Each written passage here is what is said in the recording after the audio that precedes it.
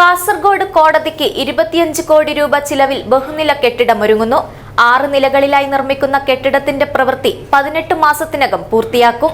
ബജറ്റിനിണങ്ങിയ വിവാഹാഭരണങ്ങളുടെ വൈവിധ്യമാർന്ന കളക്ഷനുമായി റോഷി ജ്വല്ലറി. പുതുമയും പാരമ്പര്യവും ഒത്തുചേരുന്ന designs. Roshi jewellery, gold and diamonds, bank road and കോട്ട് റോഡ്, കാസർഗോഡ്. Forever shine. സ്ഥലപരിമിതിയും അടിസ്ഥാന സൗകര്യങ്ങളുടെ അഭാവവും മൂലം ഏറെക്കാലമായി ബുദ്ധിമുട്ട് നേരിടുന്ന കാസർഗോഡ് കോടതിക്ക് ആശ്വാസമായി പുതിയ ബഹുനില കോടതി സമുച്ചയം ഒരുങ്ങുന്നു. 25 കോടി രൂപ ചെലവിൽ 57,167 ചതുരശ്രയടി വിസ്തീർണത്തിൽ 6 നിലകളിലായി പണിയുന്ന ആധുനിക സൗകര്യത്തോടെയുള്ള കെട്ടിടത്തിന്റെ നിർമ്മാണം 18 മാസത്തിനകം പൂർത്തിയാക്കുമെന്നാണ് വിവരം. പുതിയ കെട്ടിടം പണിയുടെ മുന്നോടിയായി 110 kV വൈദ്യുതി ലൈൻ 14 ലക്ഷം രൂപയോളം ചെലവിൽ 4 മാസം മുൻപ് തന്നെ മാറ്റിയിരുന്നു. കേസുകളുടെ വർധനവും ആളുകളുടെ തിരക്കും മൂലം വിവിധ കോടതികൾ പ്രവർത്തിക്കുന്ന കെട്ടിടത്തിൽ ജീവനക്കാരും ജനങ്ങളും അഭിഭാഷകരും പോലീസുകാരും ഏറെ പ്രയാസങ്ങൾ അനുഭവിച്ചു വരികയായിരുന്നു. ഓഫീസുകളുടെ ഉൾവശം ഏറെയും വിവിധ ഫയലുകൾ സൂക്ഷിക്കുന്ന അലമാരകളായതിനാൽ ജീവനക്കാർക്ക് നിന്ന് തിരിയുവാൻ ഇടമില്ലാത്ത അവസ്ഥയാണുള്ളത്.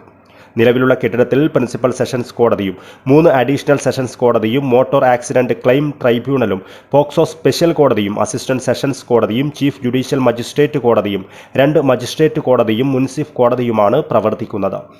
പ്രിൻസിപ്പൽ സെഷൻസ് കോടതിയിലും ചീഫ് ജുഡീഷ്യൽ മജിസ്ട്രേറ്റ് കോടതിയിലും മാത്രമാണ് അഭിഭാഷകർക്കും പൊതുജനങ്ങൾക്കും ഇരിക്കുവാൻ അല്പമെങ്കിലും മെച്ചപ്പെട്ട സൗകര്യമുള്ളത്.